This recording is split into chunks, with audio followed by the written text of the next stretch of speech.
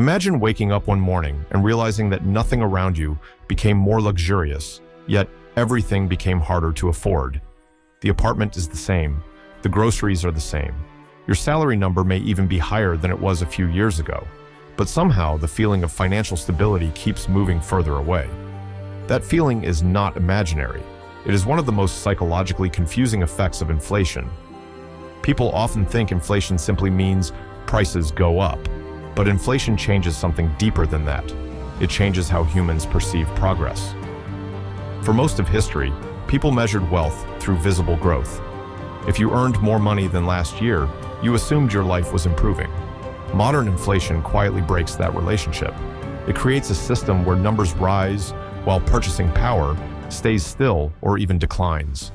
And psychologically, that creates a dangerous illusion, because humans naturally focus on nominal growth, not real growth. If someone earned $40,000 10 years ago and earns $60,000 today, the brain immediately interprets that as progress. The number is larger. The identity feels upgraded. But if housing, healthcare, food, transportation, and utilities increased faster than income, then the lifestyle attached to that salary may actually be weaker than before. The brain struggles to detect this because inflation happens gradually. If prices doubled overnight, people would instantly panic. But inflation rarely works that way. Instead, it moves slowly enough that the human mind continuously adapts to the new baseline. A coffee that used to cost $2 becomes $3, then $4. Streaming services increase by a few dollars. Rent rises slightly each year. Insurance premiums climb quietly in the background. None of these changes feel catastrophic individually, but mathematically, the accumulation becomes enormous over time. That is the real power of inflation. Not sudden destruction, but slow normalization. And this normalization changes behavior in ways most people never notice. When purchasing power falls, people begin compensating psychologically before they compensate financially. They lower expectations first. Vacations become shorter, homes become smaller, savings become delayed, long-term planning becomes harder.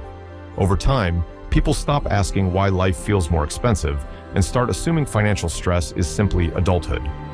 That shift matters because inflation does not only affect wallets, it affects ambition. When people feel permanently behind, they become more short-term oriented. Behavioral economists have studied this for years. Financial instability increases present-focused decision-making. The future begins feeling less controllable, so immediate comfort becomes more psychologically valuable. This is why inflationary environments often increase consumer debt.